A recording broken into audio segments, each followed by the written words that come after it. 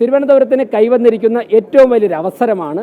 തിരുവനന്തപുരത്തെ രാഷ്ട്രീയ പ്രബുദ്ധതയുള്ള ജനങ്ങൾ കക്ഷി രാഷ്ട്രീയത്തിന് അതീതമായി ചിന്തിച്ചുകൊണ്ട് കേന്ദ്ര ഗവൺമെൻറ്റിനോടൊപ്പം നരേന്ദ്രമോദിയോടൊപ്പം BJPയോടൊപ്പം നിൽക്കും.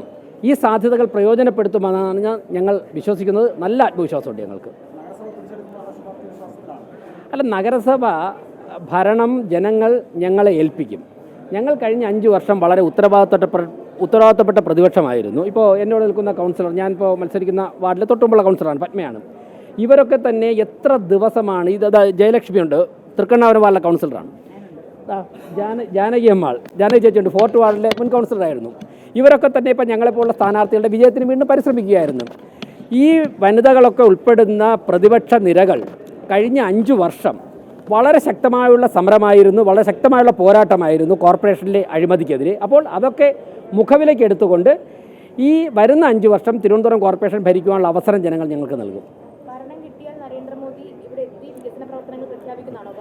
ഭരണം BJPക്ക് ലഭിക്കും. 45 ദിവസത്തിനകം തെരഞ്ഞെടുപ്പ് ഫലം പുറത്തു വന്ന് 45 ദിവസങ്ങൾക്കുള്ളിൽ ബഹുമാനപ്പെട്ട പ്രധാനമന്ത്രി നരേന്ദ്രമോദി തിരുവനന്തപുരത്തെത്തി ഇനി തിരുവനന്തപുരത്തിൻ്റെ വികസനം ഏതു തരത്തിലാണ് മുന്നോട്ട് പോകേണ്ടത് എന്നുള്ളതിനെക്കുറിച്ചുള്ള നിർദ്ദേശം നൽകും. കേന്ദ്ര ഗവൺമെൻറ് സഹായം ഉണ്ടാകും. അതിനനുസരിച്ച് 2030 ആകുമ്പോഴേക്കും തിരുവനന്തപുരം ഇന്ത്യയിലെ ഏറ്റവും മികച്ച നഗരമാക്കി മാറ്റും.